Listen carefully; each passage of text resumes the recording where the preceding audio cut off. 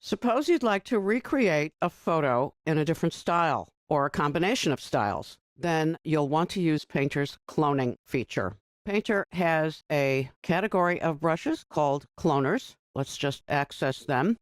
As soon as I am showing a cloner brush as the active variant, my color panel switches to clone color or grayscale, which means that I'm not going to be choosing color from the color picker. Color will be automatically coming from my clone source. Now I can make cherries mostly a clone source by going to File, Clone. Now this copy can have its content deleted. I'll use Select All and Delete. And now when I use a cloner brush on this blank image, I am getting color information from the source image, but I'm applying it in a different style using my own brush strokes and my choice of variant. Let's try Impasto Cloner Jitter Etch. Well, that is a very thick kind of effect, and I'm not getting very much detail, but I see that I am getting the colors from the original. So let us experiment with some cloner brushes, and I have a custom palette which you can access in your working files folder called Cloners 2016. There it is. It has 6 cloner variants, iterative save in order to make it easy to keep stages in our progress, and also 2 paper textures. So I'm going to try Particle Spring Oil Mop Cloner.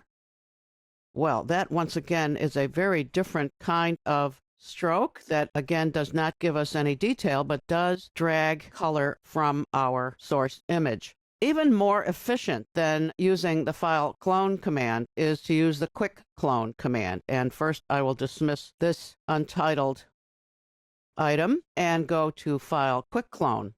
When I use File Quick Clone, the copy, which is this image, is automatically emptied out and tracing paper is given to me. I also have the clone source panel opened automatically, and I can see that tracing paper can be toggled on or off. Tracing paper can be made thinner or thicker. All of this is to enable me to see where I am painting from or painting to. Let me go to the Splattery Clone Spray and show you that this is the effect you get. With something like that, I can easily turn off tracing paper and see the results without interference from the source image.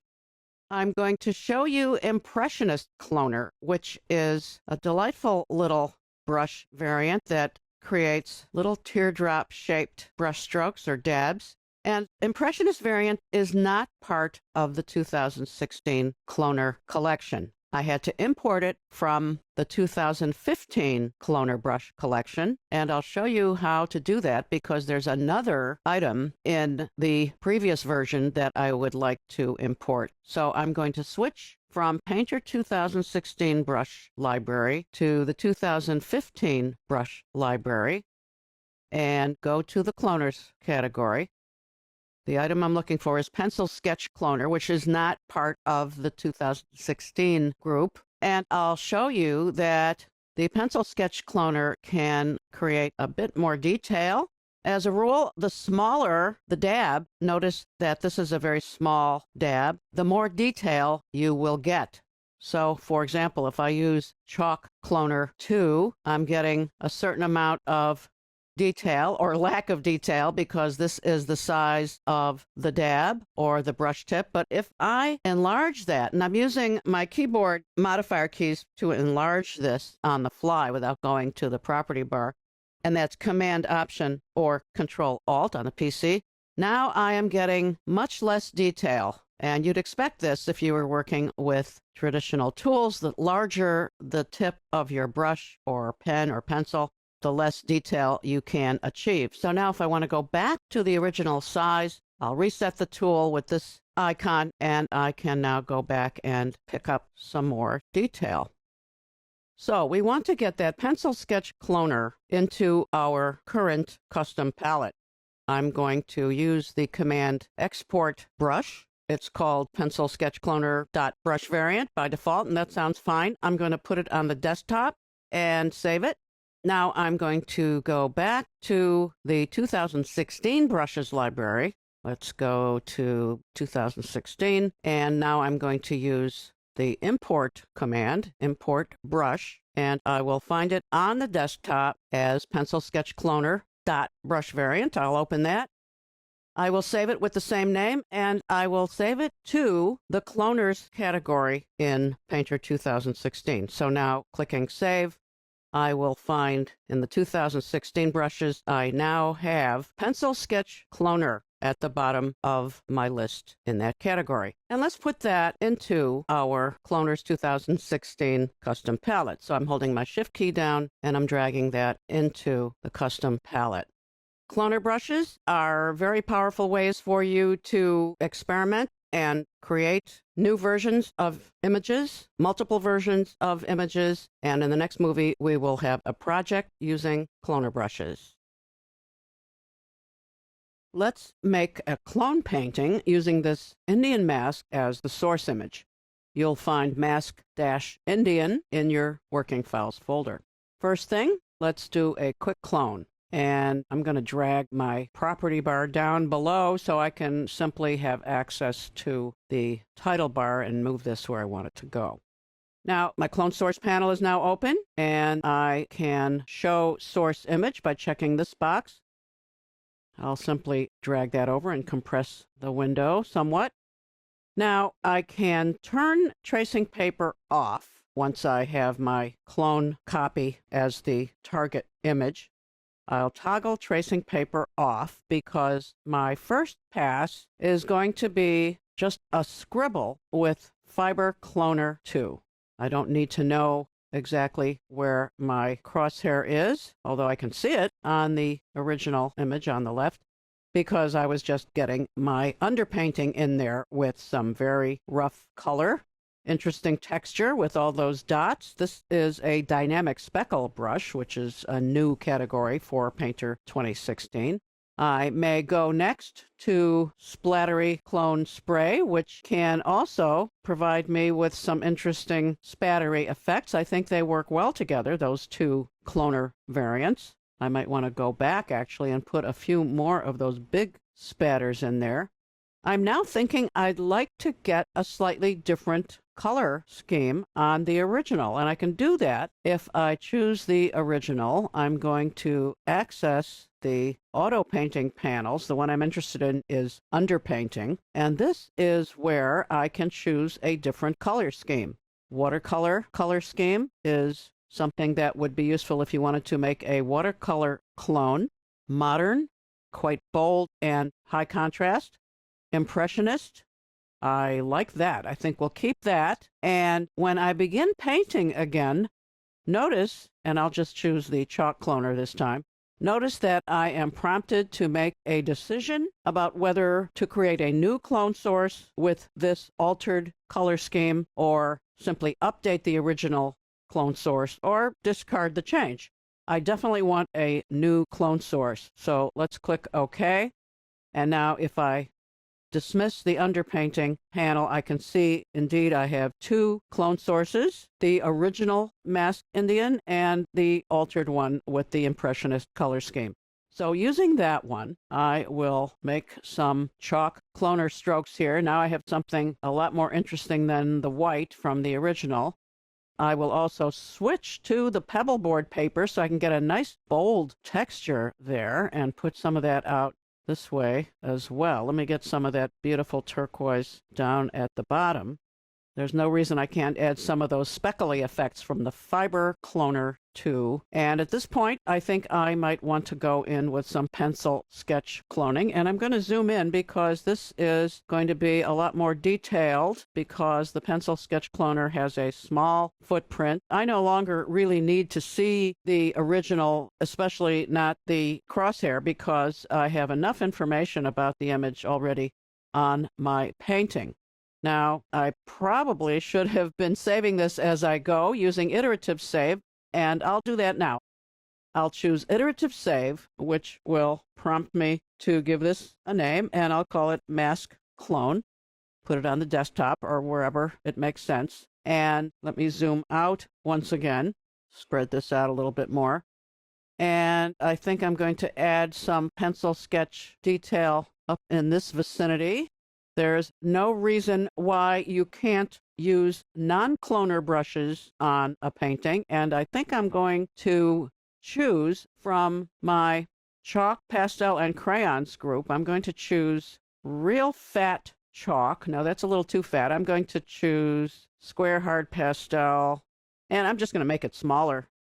There we go. And use white in order to simply trim away some of the edges here so they can be a little bit less detailed. And I think I'm also going to switch to a different paper texture. That's the small dots texture, which kind of works nicely with my fiber cloner, spotty cloner brush. So that's looking good so far, and I'll use iterative save once again, and notice that we have now another version made automatically. So this is looking pretty good, but I'd like to put it on a layer in order to reduce its opacity. So let me do a select all, and then a cut command. That's edit cut, which is Command or Control X, and now Command or Control V is paste command. So now I can, in fact, reduce the opacity of that whole image. I mentioned something about a watercolor clone, so I'm going to try to do that by looking once again in the cloner group of brushes. I don't see a watercolor clone, but any brush, any variant can be turned into a cloner simply by making sure that clone color is enabled on the color picker.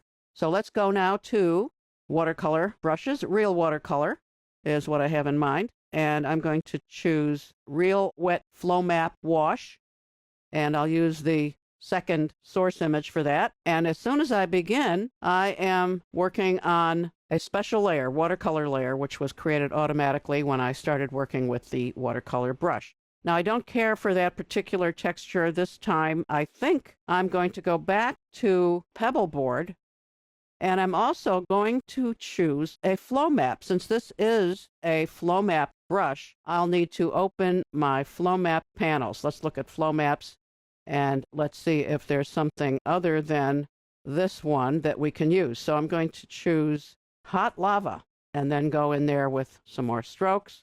I'm just scribbling once again, and I know that this is going to fade somewhat as I release, and it's giving me a wonderful texture. I quite like that. I'm also going to want to see how that goes along with my other layer. So with the watercolor layer and without the watercolor layer, I have an interesting combination of effects. And let's see if I want to increase the opacity of the original painting on that layer, again, with and without watercolor. I'm satisfied with this combination, so I'm going to click iterative save once again. And I invite you to practice clone painting on your own. Actually, before we leave this project, I want to drag that particular flow map into my custom palette. Now let's try that. So now this custom palette has not only cloner brushes, 2 paper textures, and a flow map. I'm going to go to the Custom Palette Organizer, and using a new feature in Painter 2016, I'm going to save it as a box. Now, that's not just a palette, but it will preserve the brushes and the papers, if I had patterns, that as well, and the flow map. So let us then choose Cloner 2016 and save as box. I will call it Cloner 2016 box. And I will put it into your working files folder for Chapter 4. So there we have it. And I'm done. Now, you try it.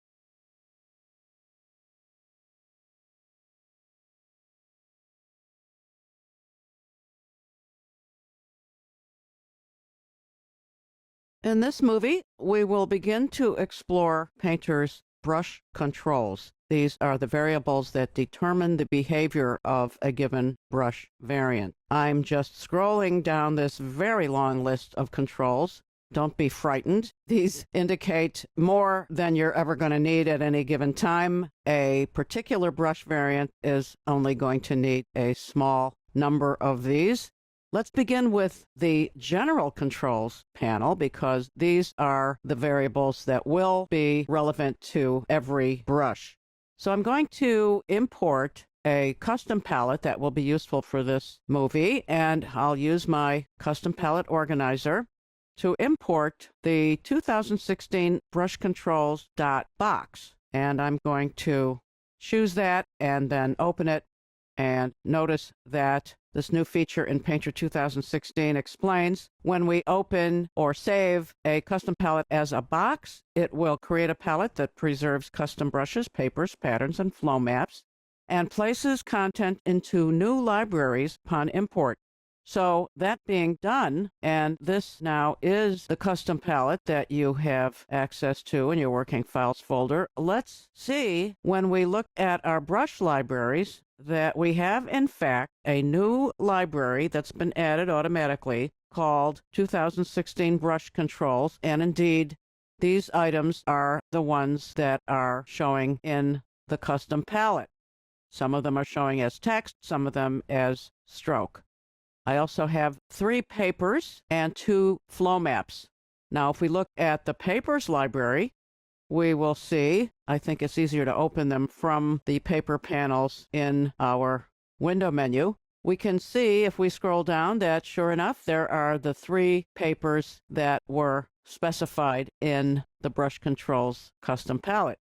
Likewise, if we open the flow maps libraries, we will see that the 2 flow maps, hot lava and high contrast clouds, have been added. I'm just going to dismiss that library. Now, the advantage for having a custom palette as a box rather than as simply a .pal or palette option is that you can share this with someone that does not have all of the original items.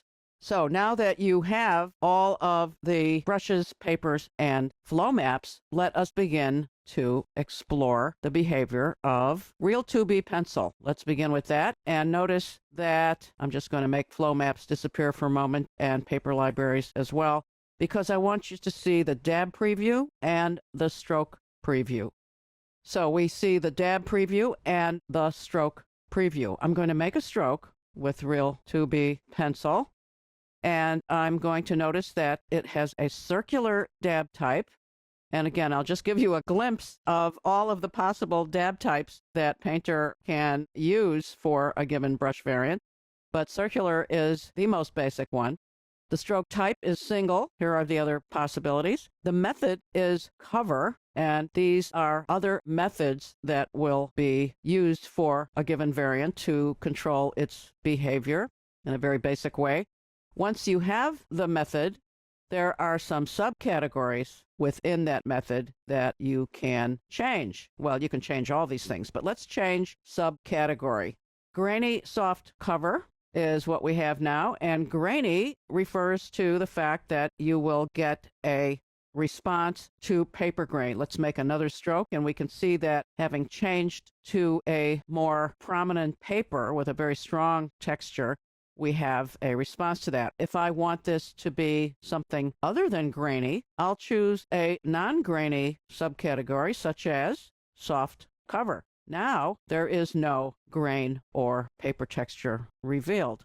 Let's look at bristle brush. Bristle brush has the artist's oil dab type, single stroke, and apparently the method is not relevant, so these are grayed out. Let's look at what an artist's oil brush looks like with that method, and it appears to be revealing paper grain. I'll change to a different paper grain, and we can see that. And we see also that this particular brush runs out of paint after a fairly short time. That is something that we can alter and control using some of the other variables in brush controls, but not with these general controls. Let's look at opaque acrylic, and I'll just change color just for fun. Opaque acrylic has a static bristle dab type, and let's see what that looks like. Static bristle, single stroke. And I'm going to change from cover method to build-up method, just so you can see the difference there. Build-up method tends to be dark, and build-up method will not allow you to work with a light over dark color. So if I try to use a light pink over this, I'm in trouble. Even a very light color is not going to provide me with any cover. So it is the cover method that allows you to go light over dark. Let's just do that with a little orange there. Whenever you are experimenting with changes in the general controls or any of the other controls, and you want to go back to the original preset for that tool or that variant, click on the reset tool, and now it will be back to how it was before, and that includes all of the variables, not just the ones in the general group. I will simply clear the canvas for the next thing. Let's look at Real Bristle Drip, and that is a dynamic speckle bristle, and look at that beautiful stroke. I'll make that a little darker orange, and we'll see that again. This is a single stroke type. It uses the drip method, and the subcategory is drip. What happens if we use grainy hard drip? Let's see what sort of a change we get there. Oh my, that's quite a different sort of look just by making that a grainy hard drip.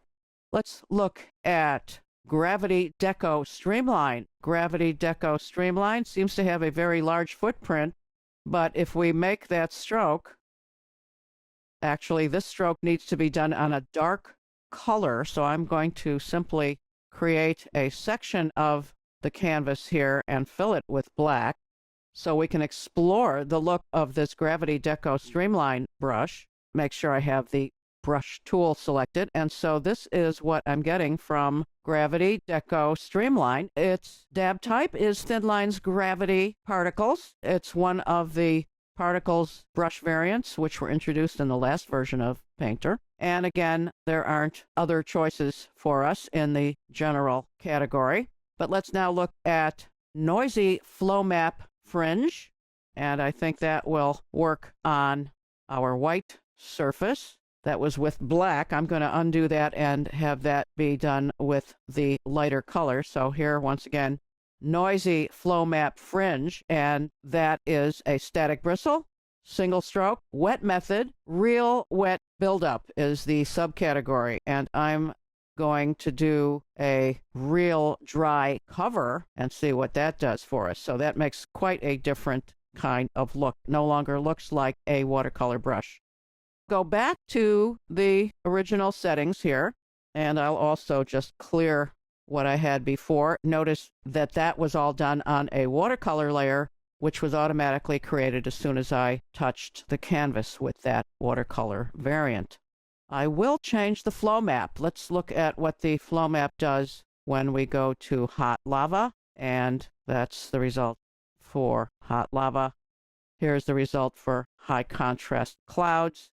So I'll make the flow map library disappear for the moment, go back to its compact stage, and let's just take a look at Flow Fur Tail 2 and see what that does. I'm just going to make for another color here. So this is an item that has thin lines, flow particles, single stroke. And what would happen if we changed this to liquid ink gravity particles? Let's just try that. That's a very different kind of look, and it also created a liquid ink layer automatically. So the general controls can affect the behavior of a brush in a very dramatic way. The first thing we look at is the dab type, then the stroke type, then method and subcategory. You can always look at your dab preview and the stroke preview to see what to expect when you alter the behavior of a brush. I'm just going to clear everything once again and drop the liquid ink layer, make all of the other layers go away. And we'll take a break here, and when we come back, we will explore some of the other items in the brush control panels. Let's continue working with Painter's brush controls. I've moved a few panels around so that I can have a nice big space here on the right, so that if I tap on Advanced Brush Controls, I will get all of the controls that are appropriate for my current brush variant. which is Real 2B pencil. When I switch to a different variant, the collection of controls is updated for me automatically. I'll do another one of those, opaque acrylic. So once again, a different selection of controls, which I will need for that particular brush. Let's go back to Real 2B pencil. And if we look at the dab preview and stroke preview, we can see that we have a thin ellipse as our dab. Notice the dab type is circular. So to create an ellipse, we had to do a squeeze, and the squeeze amount can be changed. Let me first make a stroke with kind of a dark red. The default values are being used now, so that's the Real 2B pencil stroke. And if we make the squeeze amount such that we can get both horizontal and vertical to the max, we now have a circular dab. And if I make a stroke with this configuration, I can see that I now no longer have variation in the size of the stroke. I do see some variation in the way pigment is applied to the paper, and that is a function of the dab profile. By default, this one is a pencil profile, but I could make it into a different type of stroke by changing the profile. That one was the dull profile. If I use the 1 pixel edge profile, and notice that this is updating also in my stroke preview, then I will be depositing the maximum amount of pigment throughout most of the stroke, except for this very tiny 1 pixel edge. Almost the opposite of that is a watercolor profile, which is appropriate for watercolor brushes because paint tends to pool at the edges on a watercolor brush, but it looks rather strange when we do it on this pencil. It looks like a slinky. And what we're seeing is the individual dabs that are spaced close together, but because there's virtually no pigment in the center of each of these circles, we see that design. Now I'm going to go to spacing, and as we see from this pop-up tooltip, this visual tooltip, spacing sets the distance between brush dabs and a stroke. So let's increase that quite a bit, and now we see indeed that we are getting the individual dabs with the dab profile that we have selected. Let us clear the canvas and return this pencil to its default values. So we have that. So let's look at the static bristle controls. Let's make sure we have it set to its default, which is looking like that. And now if I reduce thickness, I will see this result, like thin bristles, which are leaving us with a rather fluffy, light stroke. And the stroke preview tells us that as well. What if I want to increase thickness all the way up? I will make a stroke, and now I see that on the edges of the stroke, I don't see quite as much air space as I do on the default. Let's bring that back to what it was before. And let's look now at clumpiness. Clumpiness, if I reduce it all the way down, I get a fairly smooth-looking stroke, but if I go all the way to the max, I will see that, especially at the end of the stroke, that there is a good deal of change in the clumpiness of my dab and therefore my stroke. Now, if I go to increase hair scale, I'm going to get an interesting result because now the clumpiness seems to be enhanced by that increase in the hair scale. And maybe if I reduced thickness just a little bit, I will get something even more interesting with some spaces involved. So I think you can see that by playing with combinations of settings on 3 or 4 variables, sometimes only 2 variables, you can get an awful lot of interesting effects, which you can save. And we'll talk about saving variants in another movie. But I just want to clear the canvas and return this to its default and move on to the Impressionist Blender Jitter, which is right here. Impressionist Blender Jitter has a very interesting dab. It's a captured dab. A captured dab is simply a black and white or grayscale image that has been selected and then used as an image for the dab. Now let's look at some of the other variables that go into creating the behavior of this Impressionist Blender Jitter. Now it's called a blender. Let's just throw some color on here with the opaque acrylic. And now we'll go back to our Impressionist Blender jitter and change color and see if we in fact do get some blending. And I think you'll have to agree that we're getting a little bit of blending in there. Now, what makes for a blender is a combination of bleed and resaturation. Resaturation, if I increase it, is going to mean that more color is being deposited. Bleed, if I reduce it, will mean less blending or smearing is happening. I think you'll agree that that's what's going on. If I reduce resaturation to its minimum and increase bleed to the maximum, then even if I change to green, it won't matter because I have created what is a blender, and it's only going to be affecting the pixels that are already on my canvas. It looks like it's going to smear them into almost a solid pink color because that was what was down there. So let's go back to the original settings by resetting that tool. And so now I see I have a partial amount of resaturation and a moderate amount of bleed, which means that I am working with a combination of depositing color and smearing and blending whatever was on the canvas before. Now there are some color variabilities, as you can see. Let me just clear this and make a few strokes here. We see that although there's green as the center color, our main color is showing a variety of dots here of different colors, and that's the result of color variability, which is down here. Let's see if I can bring that up by simply closing something else.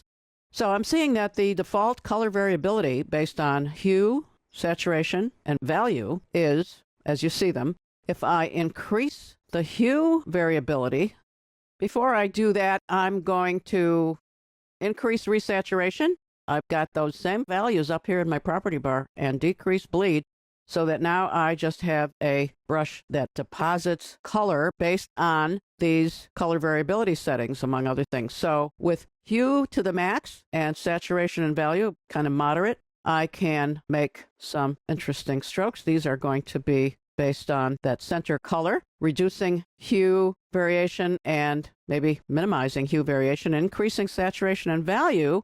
Now I'm painting with the green, but with a variety of shades of green and degrees of brightness of green. So again, lots of choices and ways to create variations within a particular brush variant using the appropriate combination of controls. Let's look at one more of these, and I'm just going to clear the deck and show you Gravity Deco Streamline. Now, this is a particle brush that was introduced in the previous version of Painter, and it works best when you're working on a dark surface. So I'm going to fill my canvas with black. So now Gravity Deco Streamline, let's make that, say, a bright gold, and I'll make a stroke, default stroke, looks like that. And I have some particles controls such as weight. Let's see if we can increase the weight of particles. It says here, set the opacity of particle paths used together with weight jitter to add depth to paths. We can do that. So there's weight, which makes it ever so much brighter. I think I'll go back to the original once again, and I'll just undo those last few strokes to have more room. If we have weight jitter increased, then that should create a variety of weights and therefore a variety of brightnesses as we go, and that happened. Let's look at velocity. If we increase velocity, what happens? That's set the speed of all particles. Let's look at spin rate. Spin rate by default is at the max. Let's reduce it. So let's see what happens when we have a low spin rate. And we don't see all of this wonderful frenetic activity that we have in the default version of the brush. I'm going to look at another group of controls, which is called Particles Common. This is something that all the particle brushes would have in common. And let's look at Global Chaos. If I increase that, I'm actually making a stroke that just goes straight along, and it just went all over the place. I quite like that. I'm going to go back to the default for that, and let's look at Local Chaos. By default, Local Chaos is extremely high, and that's what gave us all these wonderful actions by these particles. But if I reduce Local Chaos, then I expect to see, oh goodness, nothing happening there. just let's give it a little bit of local chaos. And so we do see that there is some kind of spread, but I can see where global chaos, moderate, and local chaos, maximum, let's just clear all those last strokes, would give us all kinds of wonderful stuff. So with that, I invite you to explore more of Painter's brush controls. A great way to develop an understanding of the variables that go into brush behavior is simply to manipulate the settings and choices that you have when advanced brush controls are engaged. You can also create new variants that are interesting enough for you to save, and you can share them with other Painter users. I'm going to show you a couple of those that I created from default variants. Let's begin with Spongy Particles, which is a dynamic speckles brush. That's a new category in this version of Painter. By default, here's what the stroke looks like. And I came up with a variation that I called Battery Particles, which looks like this, quite different. So let's see what are the steps and stages that will be required to go from this stroke to that stroke. First, let's look at the General Controls panel, and I'm going to change Grainy Alpha Blend to Flat Cover. Let's see what that does for us. That begins to give us some of that hard edge that we get in the discs that will be the final result. Let's also add quite a bit of spread to these dabs, and that's going to involve using Chaos. Chaos is found in the Particles Common panel. So if we add, say, 20% global chaos and maybe 11% local chaos, let's see how that looks. That's already getting to look more like what we are planning to achieve. We're going to need to create more color variability. So let's do that with the color variability panel. A bit of hue, maybe more, and some saturation and value variability as well. And now let's see what we have here. I think more hue, and that's looking pretty good. Let's see what we can get by changing the stiffness of this brush, and we'll find that in the Spring Particles panel. There we are, Spring Particles, where stiffness needs to be brought down to about 47%, 50%, and stiffness jitter or variation needs to be brought to the max. And now I think we have achieved our goal of spattery particles. Let's just find out if that looks like what we just have. Pretty close. So I'm going to now clear the canvas and show you a similar progression. Let's look at Gravity Deco Streamline, which by default doesn't even show up on a white canvas because it's a glow brush. So by unchecking the glow box, I should be able to see that stroke. All right. Next, I would like to reduce chaos. So let's go to look at our Particles Common panel. And local chaos was way up there. Let's reduce that to, about 14% and see how that looks. Not too bad. We will also want to reduce color variability in this case. So let's go down to the minimum for saturation and value, maybe just a little bit for hue, and see how that looks. Not bad. And we are definitely going to want to change weight and size. So let's go to size, reduce the size, and let's find weight in our particles panel. And so we'll go up with weight, and now let's see what happens. I think that we've got it. With those changes, we have achieved what I decided to call gravity decorative.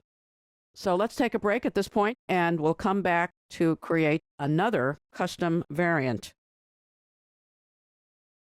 We continue working with custom variants, and in this lesson, I'll show you how I solved a real-world problem when I was asked to create illustrations for a book on quilting. I needed to create a custom pen that would imitate the look of sewing machine stitching, and I'll show you how I did that. Let me just dismiss this image, and we now have a blank canvas to work with. The scratchboard tool is a smooth pen that you'll find in the Artist's Favorites category in Painter 2016. Actually, it appears in the pens category in earlier versions of the software, but it will give us a basic variant to develop. Now, it's a rendered dab, which is going to have to change. The first thing we'll do is turn that into a circular dab. Now, it's not going to look any different, but it is going to allow me to have access to some very important variables, spacing and angle. So let's begin with spacing. I want to create maximum spacing between the circular dabs, and that's looking pretty good so far. I also want to create a minimum spacing so that we can have a bit more space in between those dabs. That's looking good. Now, those dabs are going to have to change from circles to ellipses, and I can use the squeeze variable, which is in the angle panel. So when I move the squeeze slider, and I'm watching my dab preview here, I'm going to create that squeeze. Now, if I make another stroke, I have a thin ellipse instead of a circle, but the angle is not correct. We want that angle to follow the direction of the stroke. So let's try to change that angle to something that is vertical. Again, looking at the dab preview, that looks pretty good. How does that work? That's great. But now if I make a stroke that goes around a curve, that angle needs to change along with my direction of my stroke. So I need to have angle range increase to the maximum possibility, and I need to have angle expression be the result of the direction of my stroke. Now that's starting to sound pretty good, except now I have angle following direction, but it's not the angle I want it to be. I want it to be 90 degrees different from that. So I think I need to go back to the angle slider and make that perhaps horizontal on my dab preview. Now let's see what happens. And now I do believe we have it. So that is definitely the look of sewing machine stitching that will follow the direction of your stroke, which means that you can make all sorts of fancy quilting effects. Now, this needs to be something that will show up opaque because I might want to show white stitching or light colored stitching against a dark fabric. Now, how do we assure that? We know that it's cover method, and that should work nicely. Let me just make sure of that by going to, let's fill this area with a color. Let's go to our paint bucket and fill that with a color. And now let's draw with a light color. Let's draw with white thread, and I'm just going to zoom in a little bit here. So now back to the brush tool, and sure enough, I'm able to paint stitches of a light color against a dark fabric background. Now, to save this variant, I will go to the menu for the brush picker, and Save Variant is made available to me. So Scratchboard Stitch is a good enough name, or Stitcher, and then I can save it in my own custom category for new brushes. And when I click Save, it will go into that category. I'll just cancel because I've already got a couple of stitchers in my custom brush category. And there we are. Scratchboard Stitch and Scratchboard Stitcher. Let's see if they're any different from the one I just made. That one seems to have somewhat tighter stitching. Scratchboard Stitcher looks like that. That one seems to be a little heavier. So there's no reason why I can't have a whole collection of stitching pens, especially if I keep getting assignments to do diagrams for books on quilting or needlework. So that concludes our exercise on creating custom variants. We're going to do a pastel pet portrait using Cat CU as our reference image. CU simply means close-up. This is a pretty tight shot. Let's organize our workspace. I have actually provided you with a workspace that you can import using the workspace, import workspace command, and you will find it in your working files folder in this section. It's called pastelportrait.pws, which stands for Painter Workspace. So we'll get that out of the way. The custom palette I have for you, called Pastels Traditional, was saved not as a PAL file, but as a box, and I'll show you why I did that for you. So when you import your custom palette and go to the appropriate section in your working files folder, you'll see Pastels Traditional.box.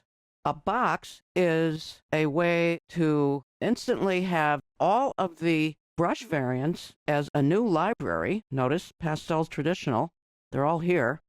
Smudge is particularly interesting because Smudge does not actually appear as a blender in the 2016 brushes library. Smudge had to be imported from the 2015 library. I'll show you how that's done. If you go to the pop-up menu and choose Brush Library and then scroll over to Painter 2015, this is what I did when I couldn't find Smudge or anything similar to it in the current library. I went to Blenders, I found Smudge. I went then to the export command. I exported the brush to the desktop or wherever it was handy to save it.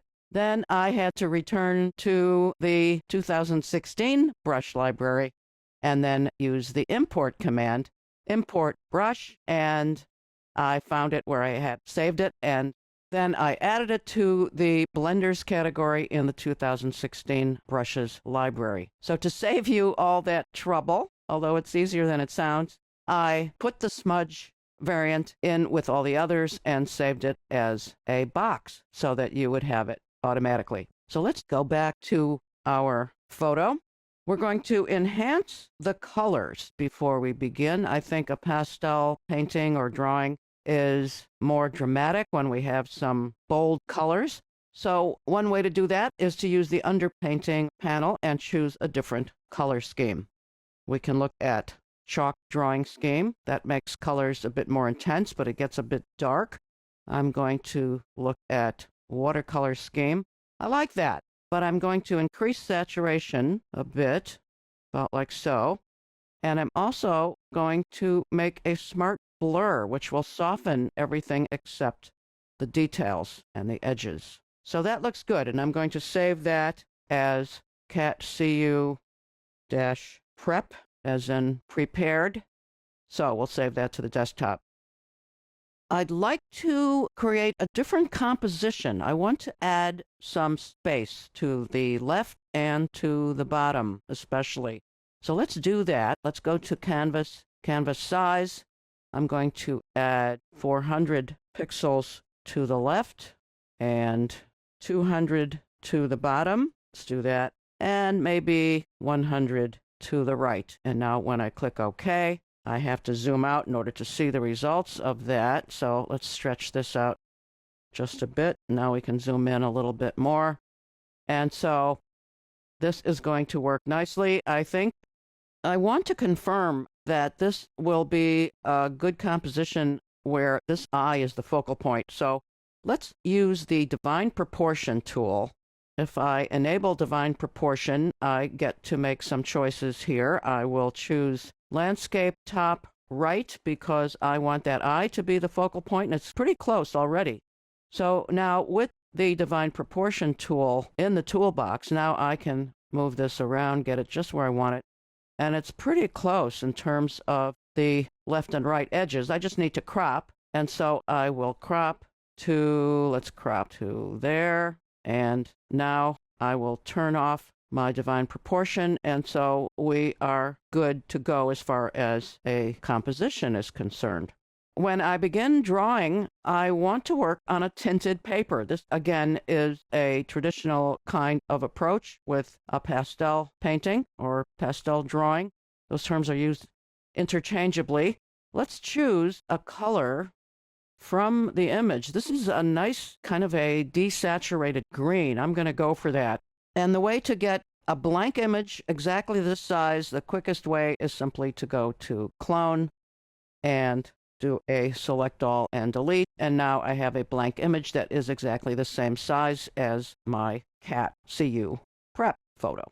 Now, to get that color once again, we'll go back to this photo and choose that color once again. Now to our blank, and we'll use the Canvas Set Paper Color command. It takes whatever the main color is, and as soon as you do a select all and delete, you're basically erasing everything to that color. This is how we define paper color in Painter, is whatever you can erase to. So that's our new paper color. We're just about ready. All we need now is a color set, and I'll make a color set by doing a selection, and that should just about give me all of the colors that I'm going to need. So I'll go to color set, new color set from selection. Let's call that cat portrait, and click OK. Now if I scroll down in my color sets, I can see that I do have indeed some colors. I may not have all the colors I want. For example, I see this very bright red at the tip of the nose. I'm just deselecting, and so I'm going to choose that color and add that to the color set. And there we have it. If there's anything else I need to add, do I have a really bright blue there? Let's add that in as well. And there are probably some colors here that are so similar to each other that I don't need them. I think I can probably get away with eliminating that color, and maybe this particular pale yellow I can get rid of. But let's work with these. Let's see how that works out. And let's also make them a little bit easier to see. So we'll go to Color Set Library View, make them large, and scroll down, and now we have our cat portrait colors.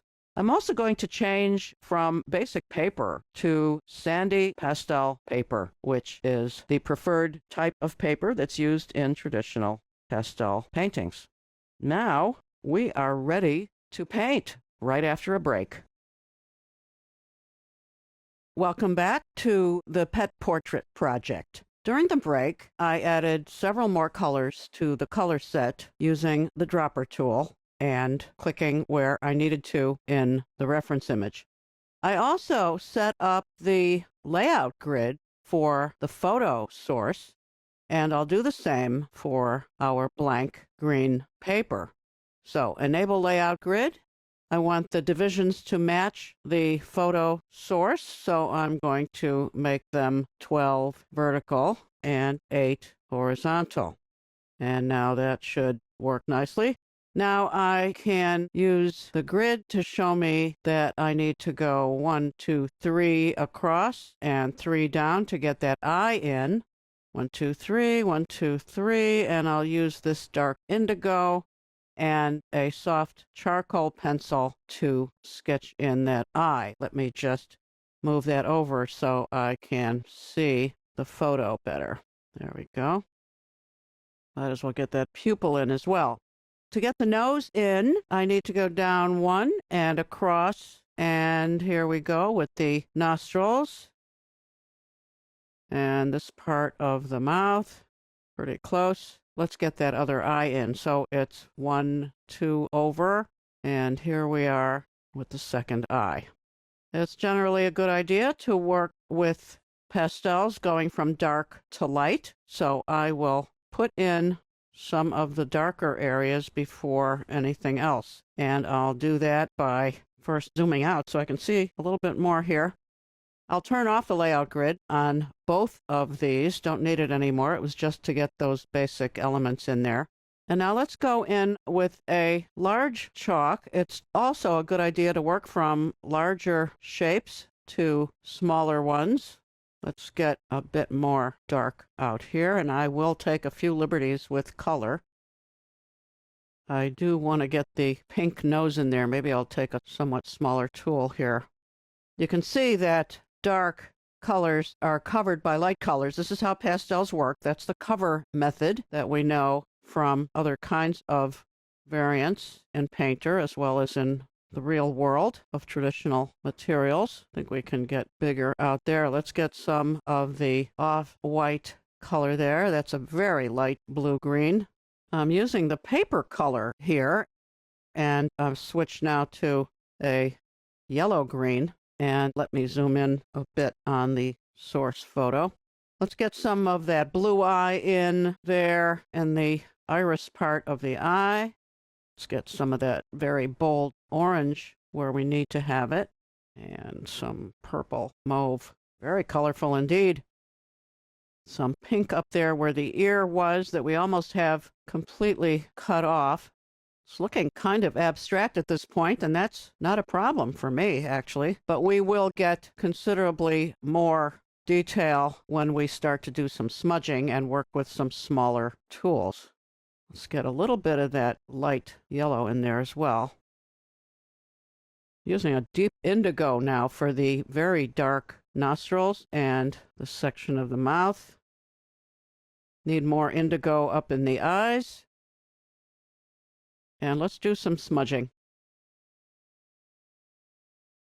That pupil needs to be more elongated. Let's go back in there with that. And maybe even some black. Although it's usually the last thing to do, I'd like to get that highlight in there so we can really make that eye look lively. There we go.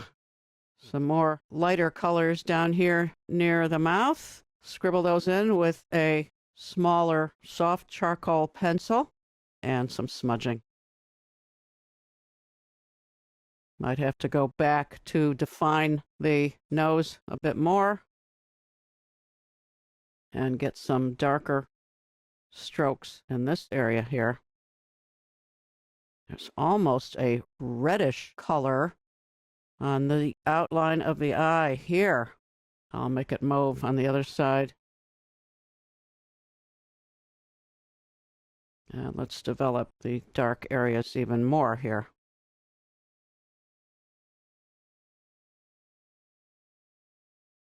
We can smudge a bit.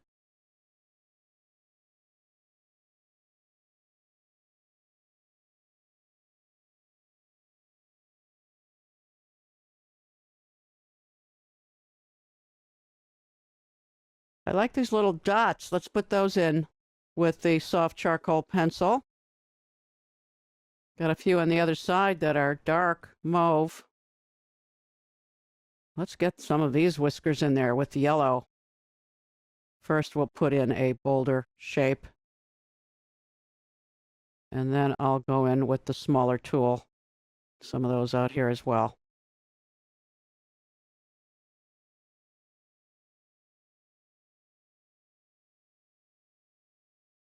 Now, for the parts of the paper that are undefined by the original photo, we can just get very loose.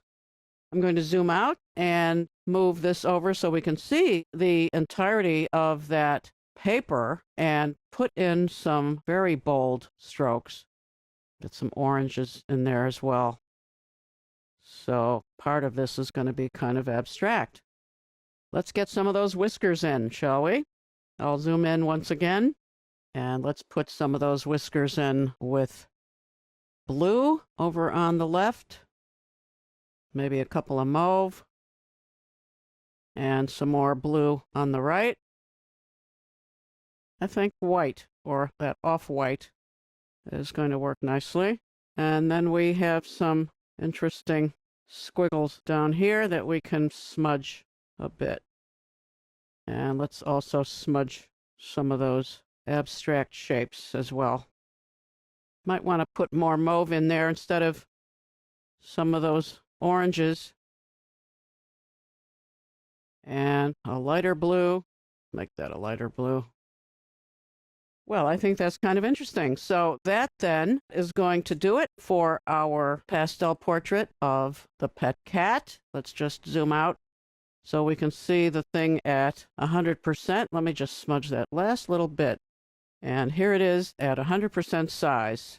So by all means, make a pastel portrait of your pet, or if you don't have one, use this photo. You'll find these two photos in your working files folder, Santa Fe jars and old John Deere tractor. I'm going to use these images to examine Painter's Effects menu for creating image manipulation. Let's start with tonal control, and at the top of that list is correct colors. With our old John Deere tractor as the target image, we see that we have some curves available by channel or the master. Let's use the red channel and simply raise that center anchor point a bit, and we see we're getting a redder image. If we lower that below the diagonal line, we're getting a greener image, or the opposite of red, if you will. To interpret this curve, you have to understand that the lower left point is the darkest pixel and the upper right is the lightest. So if we should move the dark pixels up to the lighter end, notice that what's happening is the darkest pixels are being replaced by a bright red. If we lower that red on the right, we're going to be getting lighter images replaced by the opposite of red, which in this case is kind of a blue-green. Very interesting effect. We can reset that and try that with green. Let's see what happens if we lower the green. We're getting a very strong magenta in the light areas. And if we raise the dark pixels, we're getting bright green replacing those very dark pixels. You can get some very exciting effects if you switch from curve to freehand. And if I stick with the green channel, I'll just make a scribble here. I'll do the same for the red channel, and I'm getting some wonderful results. And if I do it in blue as well, it's just a marvelous effect, and it's often called solarization. So you might explore that. Let's cancel it for the moment and look at yet another tonal control. Incidentally, the last thing I did is always showing up at the top of this menu, and the second to last thing is underneath it. So, tonal control, adjust colors. This is going to provide you with 3 sliders, a hue shift, saturation, and value. Now, you can use the uniform color, which is the default as we see it now, or you can switch to paper as something that will influence these sliders. And if we choose a very bold paper, let's choose Pebbleboard. By the way, I have changed the display of my papers to this list form so that each item is clearly labeled by its name. You can do that in the paper controls panel. So, Pebbleboard. Now we see some very dramatic effects from hue shift, saturation, and value, and I'll just cancel that. So we go now to, I think we can skip brightness and contrast and negative. Those are self-explanatory. Equalize is something that will allow you to restrict the range of values or expand them to the full range, and you can adjust the center or the mid-range by using the gamma slider, and we'll cancel that. Let's go to Match Palette. Now, when I choose Match Palette, I'm allowed to pick from any open image, which suggests that I choose the other one, Santa Fe jars. And now, if I manipulate some of these sliders, I will find that the result is to alter the colors of my target image based on the other image, the Santa Fe jars image. Let's see what can be done with these various sliders. Amount at the max seems to be doing the trick, and so I can see that there is quite an effect, which I'll cancel. Now let's go to Posterize. Posterize allows you to change from a continuous tone image to one that has fewer flat areas of color. And I'm going to cancel that because more interesting than just plain Posterize is an item called Posterize using color set. But let's make a color set first. Let's make a color set from a selection on the jars image. I have it here, and with that selection, I'll go to my color set menu and choose New Color Set from Selection, and I'll call it Jars. I get to choose how many colors, but I'll accept 12, so clicking OK.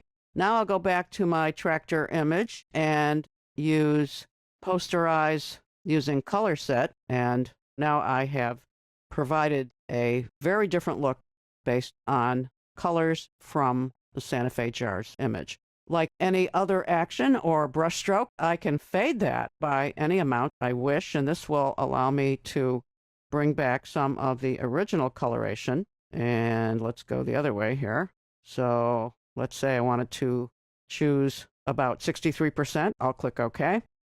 But I think I'll undo that and go back to the original. So we have tonal controls pretty much handled. Let's look at surface control, apply lighting. And I think I will switch to making the Santa Fe jars our target image, and I'll just deselect that rectangle. So now surface control, apply lighting. Here I have a large number of presets to choose from if I wish, and any of these can be altered by moving the light icon, changing its angle, and with the sliders, changing its brightness, the distance away from the item, its elevation, the spread, and even the color of the lighting. And let's go back to kind of a gold light. Okay. We can also create changes in the ambient lighting and the color of the ambient lighting. So there are many choices to be made here for lighting. And once you have something that you want to keep, you can add that preset if you want and give it a distinctive name. So I'll just cancel that. And I believe we will take a break here and come back to look at more of the effects in surface control. We'll continue working with the Santa Fe jars image to explore the rest of the surface control effects. Let's go to Apply Screen, which by default gives you green, white, and black, but you can change those colors to anything you like. How about a deep persimmon? And instead of white, let's make that a golden yellow. I'll change black to a kind of deep purple, and now I'm clicking OK. I'll change threshold to determine the best combination of the three colors. Using paper is one of three choices you have. You can change the paper, of course. I'll change that to sandy pastel paper. That's quite nice. Let's change the threshold for that now. And we can choose, instead of paper, image luminance, which is the light and dark of the image itself. And again, we might need to alter the threshold in order to get the best effect. I'd like to see this design on the small jar come through. And the third option is original luminance, which refers to the current pattern. And I've switched from the usual hens and chickens default pattern to something called madness, which is quite chaotic in a good way. So again, you want to look at your threshold sliders to get the best effect. And I'll just cancel that. Moving down to Apply Surface Texture. This is, once again, going to allow you to use either paper, and again, we can change the paper texture to whatever we have in our paper library, or you can choose 3D brush strokes, which is basically the same as the pattern. It's like an emboss effect from the pattern. Original luminance appears to give you the same result, but you can invert that. And of course, you have image luminance, which is the light and dark values of the image itself. You can invert that as well. And when we look at softness, we see that we can get some other interesting effects. And let's see what softness does to our paper. So you've got quite a number of choices there. Let's just reduce softness once again. And you can also indicate the degree of depth that you want to see. Picture, and notice the pop-up tooltip, adjusts how much of the color from the original image is applied to the texture. So let's reduce that. That appears to just be lowering the brightness or value. Let's increase that again. Shine will adjust the highlights on the surface texture. Let's increase shine and decrease shine. Reflection will map the clone source image or pattern onto the texture, depending on how much of that you want to see. So we're getting a large amount of that pattern. As you can see here, the colors are blue and green, and I think we'll just reduce that once again. You've got light controls as you have in your basic lighting effect, and you can change the color of the light. You can simply check simple lighting, and that will provide you with a pleasing result. So let's just cancel that and go on to another surface control effect. Color overlay can give you any color you choose as a way to make a change based on, once again, the usual suspects: paper, uniform color, and let's just make that a little bit less opaque. You've got a choice between dye concentration or hiding power. Let's see what dye concentration looks like when we use original luminance, and we'll increase that opacity. So there's our madness pattern once again, and with hiding power versus dye concentration, you see a different sort of look, and I'll cancel it. So we are now going to proceed to express texture, and that will always result in a black and white or grayscale image that is based either on paper, and I think we'll switch paper. Here we can actually go to the paper library on the desktop, and if we choose something like linen canvas or French watercolor paper, that's quite nice. Let's then decide what our grain should be and the amount of contrast, and so we can get some very interesting results that way as well. That was using paper. Using image luminance, we have a less grainy result, and using original luminance, of course, we will get that madness pattern once again. Now, if I click OK, I can do a fade, which is something that's always available as a way to reduce the effect of whatever action you took, or to reduce the opacity of a brush stroke. In this case, we're bringing back a little bit of color, and yet we are also maintaining the effect. And I'll cancel that and undo that last effect, which was express texture. Notice it's at the top of the list. And now let's look at image warp. We are told to drag in the document to distort the image. I can do that. We can determine the degree of distortion with the size slider, and we can determine whether it's going to be linear or cubic or spherical. Let's reset and see what cubic does for us. I'll make similar kinds of strokes here. And let's try sphere. That's going to give us interesting bulges and pinch effects. We can start getting some very surreal results with this kind of thing, and I'll just cancel it. Back to our list of surface control. Quick warp. There we go. Quick warp will allow us to make some very dramatic distortions. Let's reset.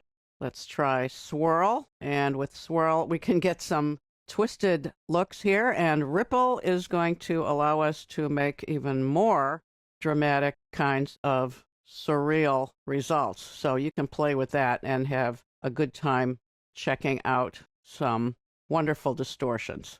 And I'll cancel. I'm going to show you woodcut, which is a way to create the look of a traditional woodcut effect, which is, as you might expect, created by cutting pieces or sections out of a wood block. It's a printmaking method, and it can have color and black outline, or it can have color alone or black alone. And for each of these, you can have some sliders that will affect the look that you get. So when I add color, I'm given a choice for the color set, which has automatically been made from the image. I can reduce the number of colors, and I quite like this effect because these Native American pottery pieces often consist of black and white and a sepia or reddish brown color, and this, to my mind, gives us a rather authentic kind of look. So I'm going to reset, and I'm going to cancel that effect.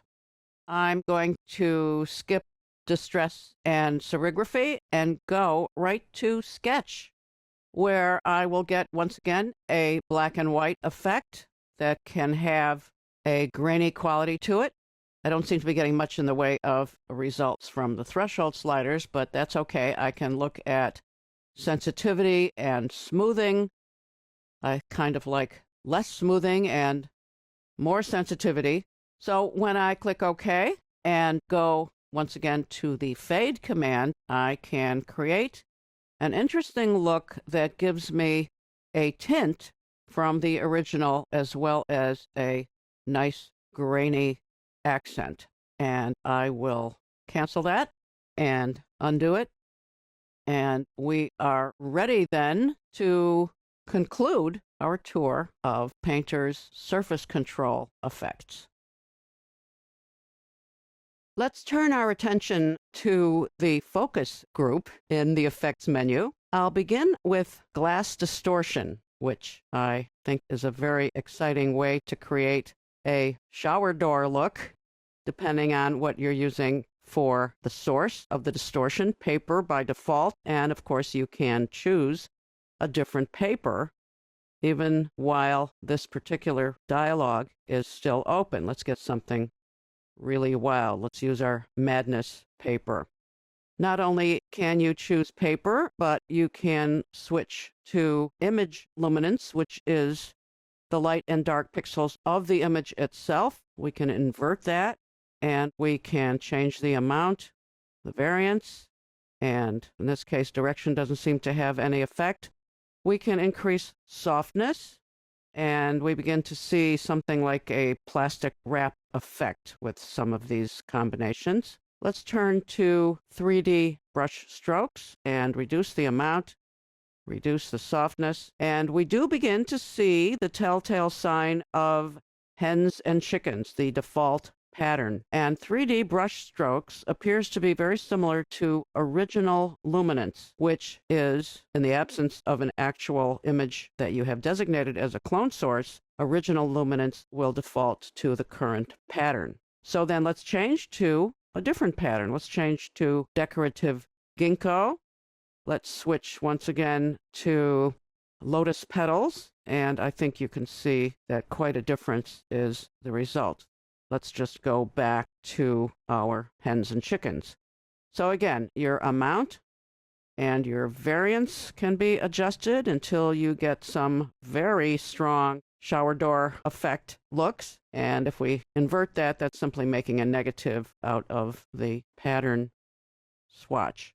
I'll cancel that, and let's take a look at soften. Soften is going to give you a global blur effect. That is, the blur will be applied to the entire image.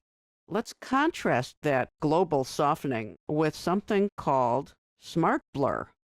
With Smart Blur, Painter seems to recognize detail and keep the detail in the picture. So the detail that we're talking about includes the pattern on the small jar and the edge of this opening on both jars. So we can get some very interesting smart blur effects in that way. I'll show you zoom blur at this point, and zoom blur is going to allow us to choose the center of a zoom. So with the opening of the small jar as the center, we can see the zoom is radiating from that. Let's see what zoom in does for us.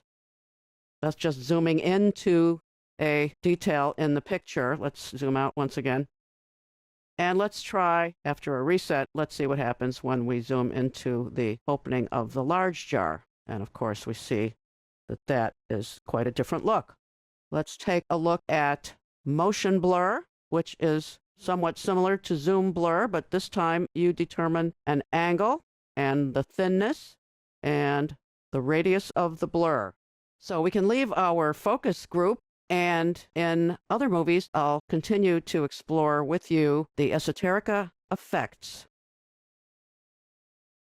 Painter has a group of effects called esoterica, which don't seem to have much in common with each other, except that maybe they are hard to understand, only taught to members of a special group, limited to a small number of people, or my favorite definition is of special, rare, or unusual interest.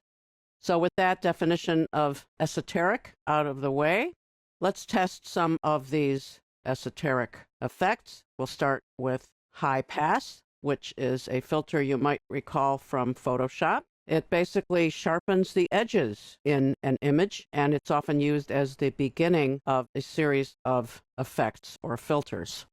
Let's take a look at Pop Art Fill. This gives you a series of dots that you can choose the color of. Let's make those magenta.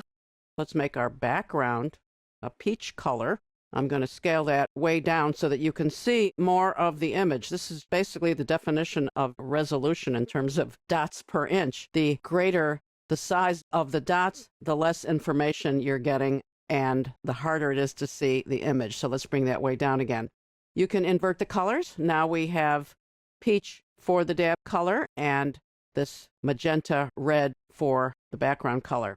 Not only can you use image luminance, but you can also use original luminance. And in this case, we are seeing the effect of the current pattern, which happens to be lotus petals. Original luminance is simply defined as whatever the source image is, if you have a clone source. If you don't, then your default is the pattern. And we can go back to our default pattern of hens and chickens if that's something that you recall. Let's take a look at custom tile. And with custom tile, you've got a choice of bricks. Let's make those bricks a little bit bigger, and similar to our pop art fill, the bigger the bricks, the less resolution, the harder it is to see the image. You can choose hexagons or squares, triangles, crosses, and notice that we have grout in between these elements, and the thickness of the grout can be increased, or you can simply turn grout off altogether. Let's use grout and make it a bit thinner once again.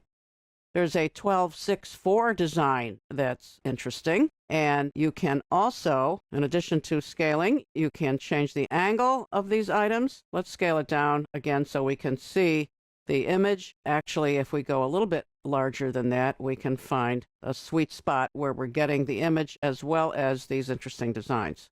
Blur is achievable as well, and you can blur to your heart's delight. Let's take a look at a second version of the 12-6-4 pattern. That's interesting also. And not only can you use these various design elements, these tile elements, but you can also use your paper.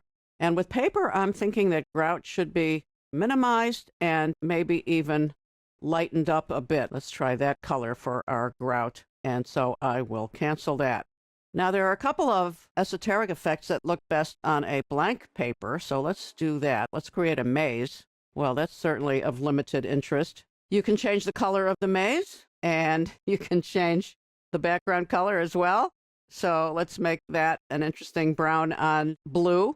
You can change it to a pattern, and you can display the solution if you don't want to spend the time finding your way through that maze. And I'll just cancel that. I quite like the effect of the growth option here, where you can choose color on the fly. Let's choose kind of a blue or blue-green. And the growth sliders let you determine the shape and various arrangements of branches on these tree-like items. And then when you simply drag out into your canvas, you're creating by the size of your drag a different configuration of this tree. So we can change color, we can change these various elements, and let's find something a little bit more interesting than that. Okay, I like that. So we'll go and make a few of those as well. You can decide to have hard edges or not, fractal or not, and you can see the results by simply looking at the preview.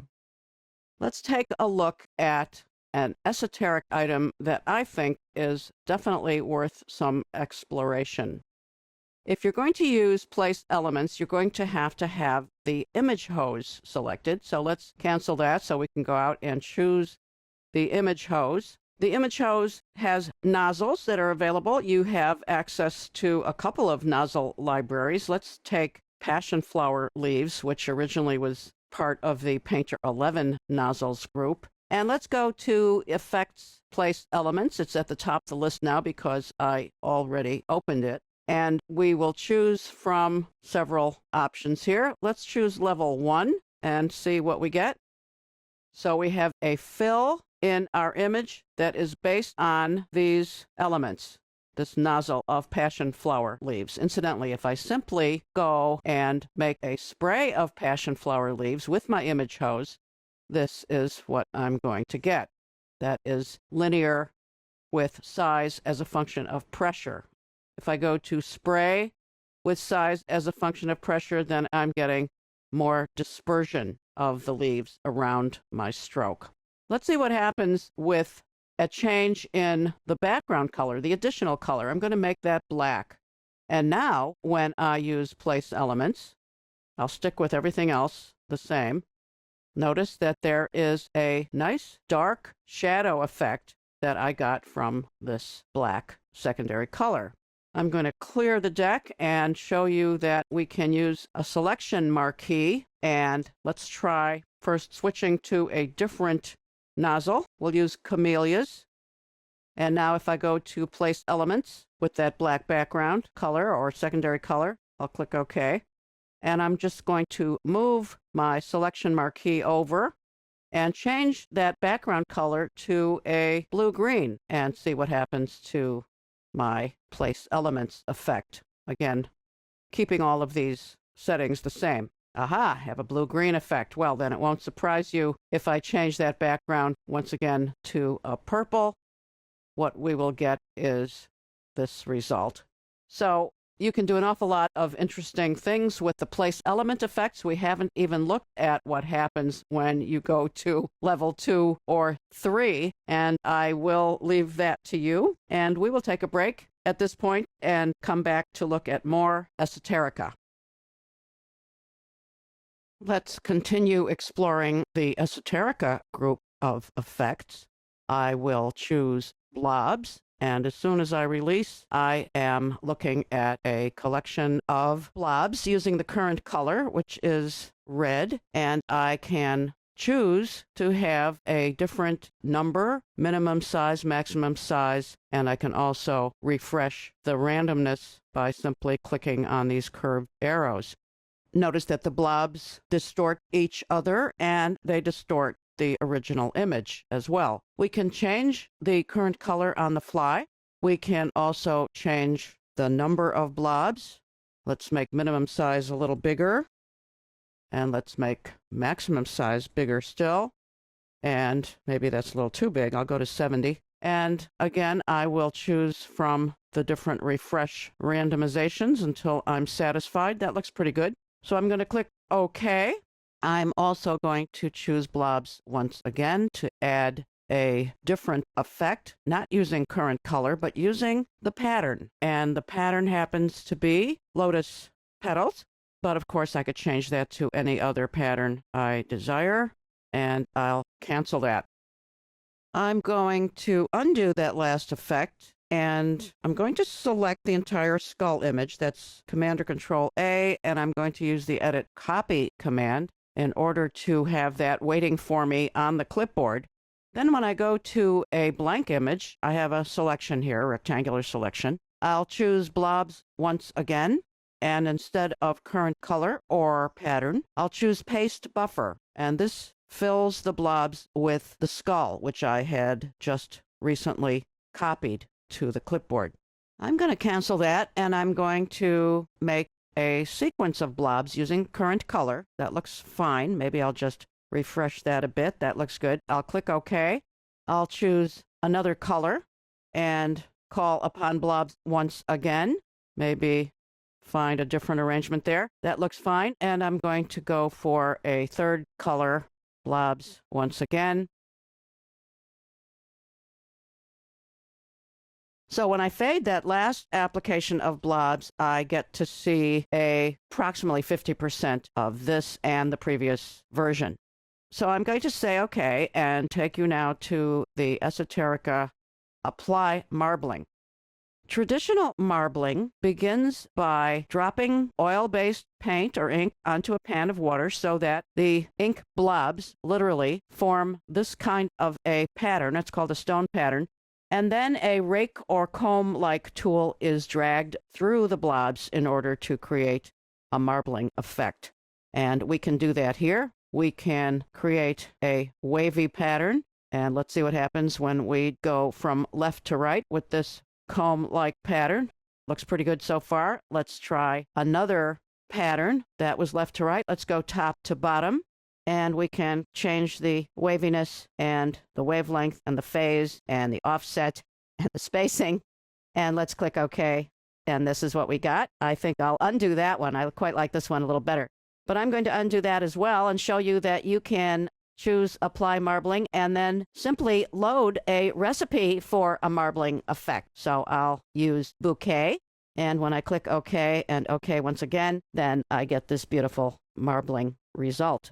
So let's take a break here, and when we come back, we are going to devote an entire movie to the make mosaic and tessellation effects. Let's visit the Esoterica group of effects once again, and this time we'll turn to make mosaic and tessellation. Mosaics and tessellations are slightly different ways to create an image from tiles. Now I'm going to use one of these actions, Apply Tiles, to simply drag a series of tiles through my image. And I have settings to determine the length and width of the tiles independently of each other. Let's go for longer and narrower. There we are. Let's go for wider and shorter. And that's the result. There's a certain amount of variation in the tiles, and that is the result of another set of settings called randomness. So if I have a larger amount of randomness for width and less for length, I'll see the result of that. Let's make for a moderate amount of randomness for both of those dimensional shapes, and that's the result. I can have randomness in the width of the grout as well. Let's go back to the dimensions, and now I can show you that the grout can be thicker or thinner. And let's change grout, since we're talking about it, to something very dark. This gives us a nice contrast to the brightly colored tiles. So now I'll make another course of tiles. Notice that there is some color variability within each stroke or course of tiles, and that's the result of settings on your color variability panel. So if I increase the hue variability, here's what I get. If I reduce hue to just a little bit and add saturation and value variability, this is what I'll get. Now it's still mostly red, but I have added variability in the brightness and the saturation of the colors. I'm going to show you how to remove tiles. Just tap and they're gone. Notice that the number of tiles that you have at any given moment is shown here. I can remove tiles by actually dragging through an entire course of tiles, and that has updated our total once again.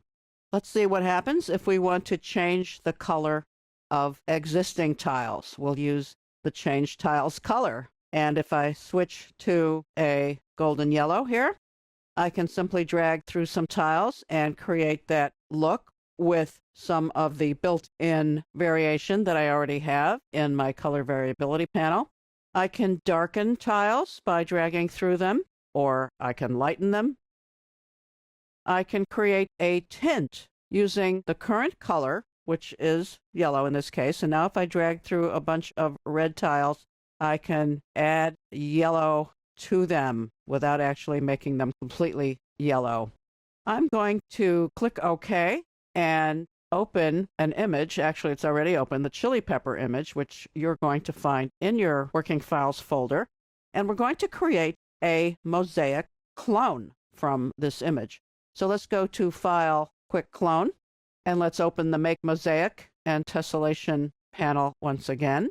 And now with Clone Color enabled here and Tracing Paper, which I can toggle on or off, I'll leave it on for now. I'm going to apply tiles. So those tiles are clearly showing me the color is coming from the pepper. And I think I'm going to remove these tiles because they are just a little bit too wide. So let's go to Apply Tiles once again and make them about like so. Let's see, that's working nicely. So I'm going to create the stem.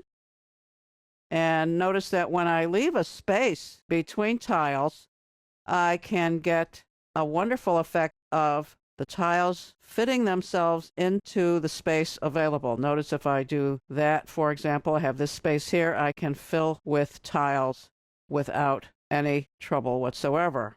Let's go to our randomness and see if we can maybe reduce the randomness of some of these things. There we go. I'm going to go and increase the sizes of the tiles here. I'll just continue to drag tiles through these spaces. There are a couple I don't care for. Let's remove some of these tiles and perhaps fill in with some other ones. So let's go back to Apply Tile. And there we go. That's somewhat better. Close enough. Okay, I think I'll add some tiles for the shadow area. And let's see about changing the grout color to something a little bit more dramatic. That's pretty cool. I'd like to go even darker than that. Or there's a nice warm brown. So I'll stick with that. And I'll turn off tracing paper. So now we really see what we have. I'm going to make this area here a little bit more of a highlight. So I'll go to the Change Tiles color and use the tint option with that golden yellow. And so we're going to just get a little bit more of a lightening of that area there. Maybe I'll do some along this part. And I think I'd like to darken some of those shadow pixels as well. So suppose we would like to create a 3D effect here. That is to make those tiles look as if they are actually standing out away from the grout background. We can do that by first doing a render to mask. And I will click that. And now that I have dismissed the mosaic panel, I can go to a surface control effect called Apply Surface Texture. And now, rather than using any of the original options here, I will use Mosaic Mask, which was just created. And now I see that I have that 3D effect. I can change the amount. I can change the amount of shine. I can even put in some softness. That's a bit too much softness. So there we have it. I'll click OK. Let's look at tessellation now. So if I bring back my mosaic and tessellation panel, then I can simply clear all of these tiles. Yes. And let's change grout color to some sort of a medium gray, light gray. And I will choose Make Tessellation. I have a choice of shape for the tiles, a few choices actually. Let's use triangles. And let's just start adding points. Will the spacing be even or random or according to the clone source? I think I'll have clone spacing. So I'll continue to add points until I'm satisfied that I have enough of these that I will get an interesting image. And I'm pretty sure that we have lost the pepper as our clone source. So it's going to default to our current pattern, which happens to be the floral fabric. So let's see if we apply this, what we get. Yes, indeed. We have that floral fabric giving us the image with tessellations involved. And the tessellations in this case are triangles. What if I change them into cracks or pieces? Too late. No, it's not too late. Let's add some cracks and pieces. And let's apply. And there we have another version of this pattern with larger shapes. Tiles in this case are pentagonal. No, I'm wrong about that. They're hexagonal. And some of them are pentagonal, but in any event, it's a tessellation. So with that, we have concluded our visit to the Effects Esoterica group of features.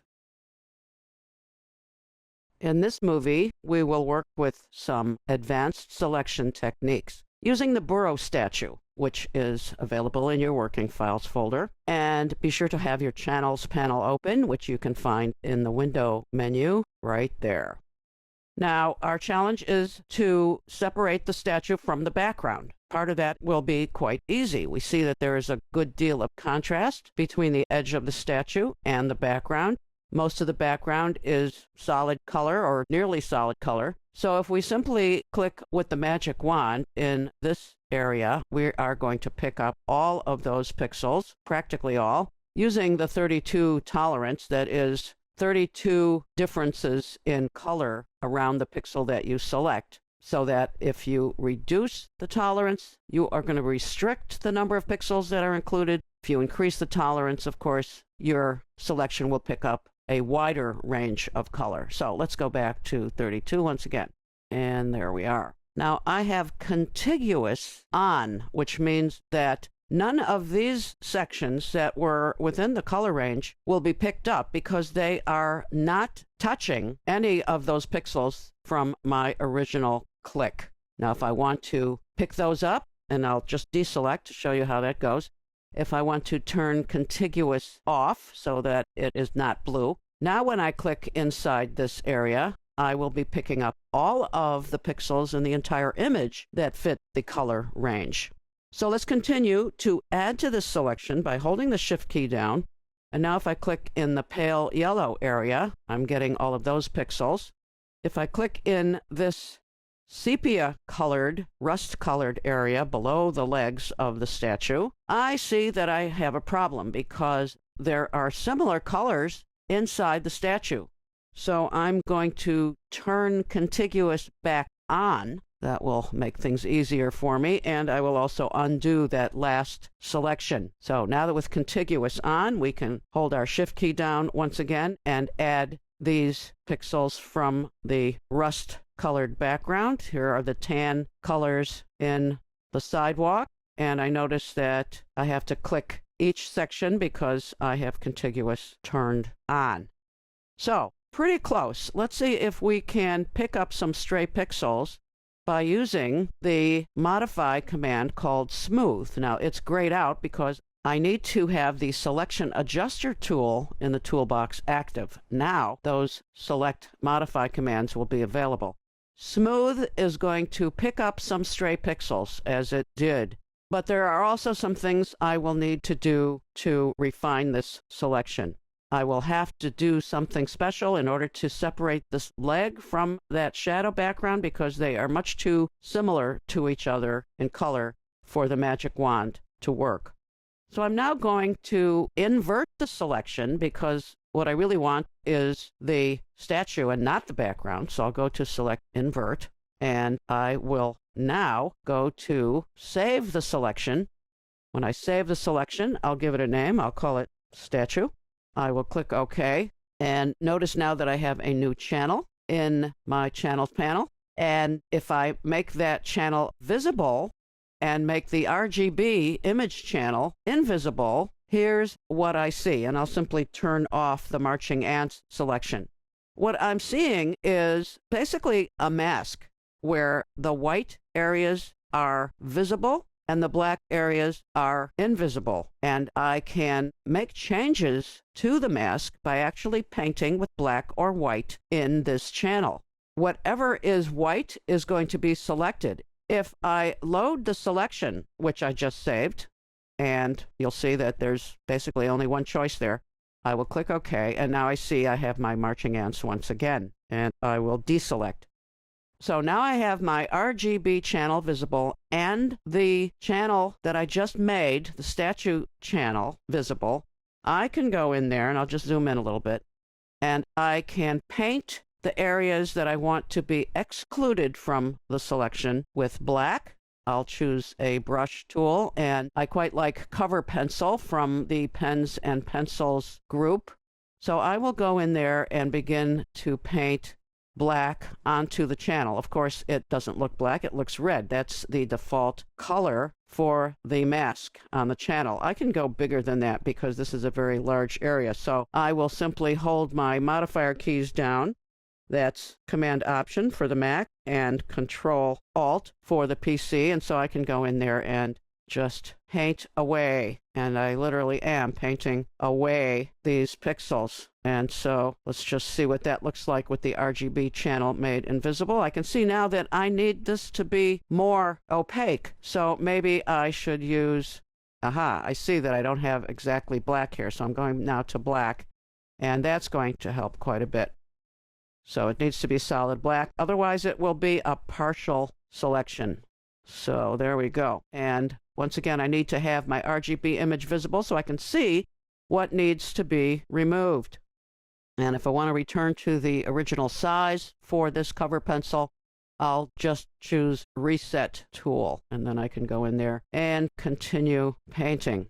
If there is an area that needs to be included that was left out, then I would want to paint that with white. Let's see if there is something like that by going out here and looking to see if there's something we need to include. No, we have a pretty clean selection, although I could clean it up even more by painting out some of these edges. So let's go in again with black. And if we go in here with some rather precise moves, we will get more precision in our selection once we load the selection once again. The selection that we load, oh, this part here needs to be taken out totally. So let me make for a larger area for the size of the brush, pencil in this case. And so we're getting there pretty well. Once again, a smaller size, and I can get very close to the edge of the statue. Down here, I need to remove some pixels. Let's make that pencil larger once again, and down here as well.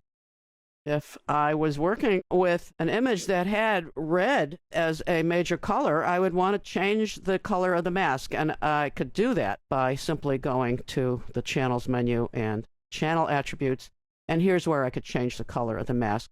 Let's just do that for fun. So make it green, click OK, and now you see the result of that, which doesn't matter so much for this particular image. I think I'll just undo that because I don't want to eliminate the shadow altogether. I just want to eliminate the sidewalk over there, and I'll zoom in a little bit and reduce the size of the pencil so I can get right in between there. So I think we are looking good. Let me just get a few of these areas here. If I want to see exactly what I've got, I will make the RGB invisible, and now I can clearly see that there is some cleanup to be done over here. And let's zoom out just a bit. And looks to me like I need to clean up all these edges. And I will just kind of stroke along those edges to make them black so that they are not going to be included in the selection. That would have made for a little border that we don't really need. So I'm thinking we are in great shape at this point. So I will make the channel invisible. And now I will load the selection. And there it is. There's only one choice there, so I will click OK. And now you see we have a clean and just about perfect selection of the burro. Now I can do a copy and paste. Let's do that. Let's go to Command or Control C for copy, and let's use the Edit Paste in New Image command. And there I have my burro very nicely separated from the background. And so I will save it. I'm going to save it as burro, and I'll save it as a JPEG. So let's put it on the desktop and click OK. We'll take a break here, and when we come back, we will look at a special group of selections in the Media Libraries panel called Selections. There they are. And we will play with some airbrush techniques. So see you soon. Picking up where we left off, I have my selection portfolio open, and I have the Airbrushes custom palette.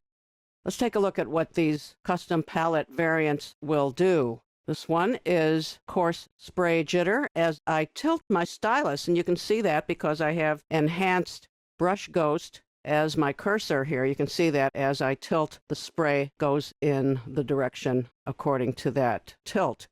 So I will just delete those strokes and show you Digital Grainy Airbrush 2, which is a very fine spray, and also it has a low opacity. This is the opacity slider. You see it's at 9%, which means that you can build up quite a bit more coverage as you go over an area.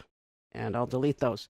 Now, Sprinkle Airbrush looks like this. I've actually altered the default Sprinkle Airbrush to give it a bit more color variability.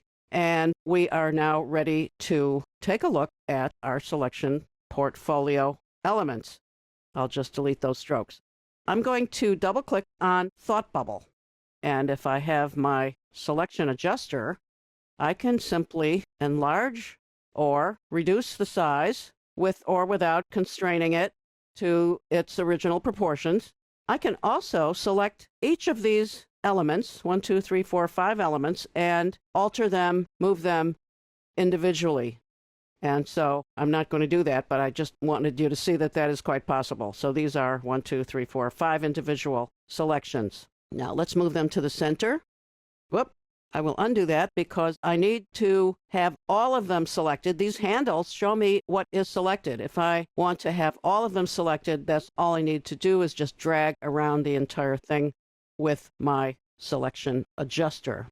Now I want to make a background behind this thought bubble, so I'm going to select invert. Now only the background is capable of accepting color. And I believe I'll just make some coarse spray jitters. Let me switch to another color here and put in some digital grainy airbrush.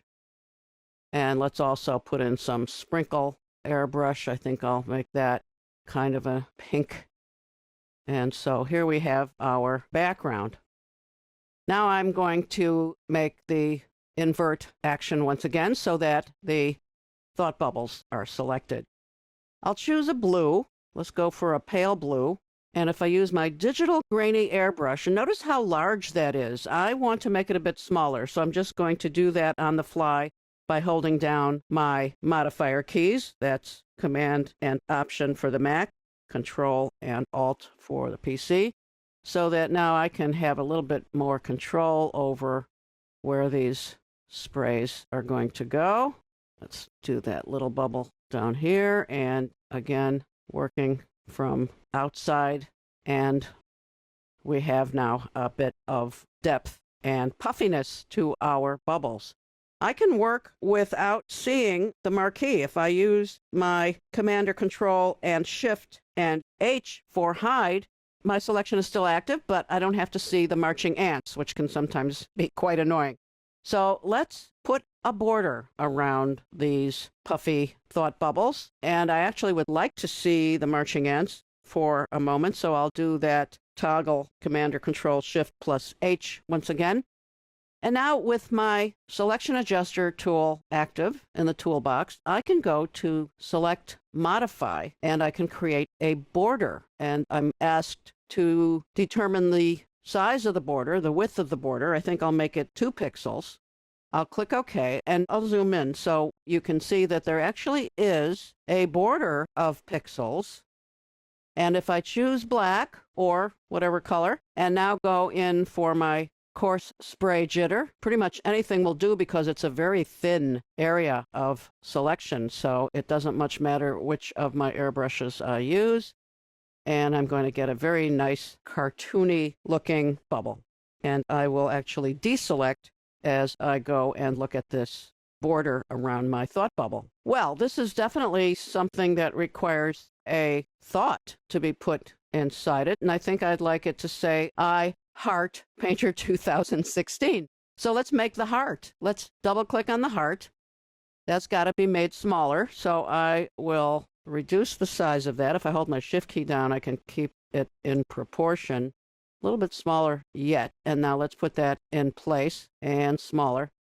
So there we have the heart. And I'm going to choose a fairly dark red and spray that with my digital grainy airbrush. And now I believe I'd like to go to a lighter pink. And I'm going to zoom in once again because it's pretty small.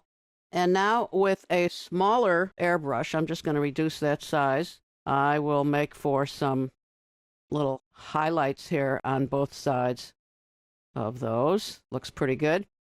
And now I will deselect and I'll go back to my 100% size. And now I'm ready to do some calligraphy. So I'm going to go to the pen and pencils category and use the calligraphy brush. Let's make a test stroke there. That might be a bit large, so let's make that a little bit smaller, and I'll undo those last 2 strokes. And with black, let's make that I heart Painter. Won't have room for all of the 2016, so I'll put a little apostrophe there and make it I heart Painter 16.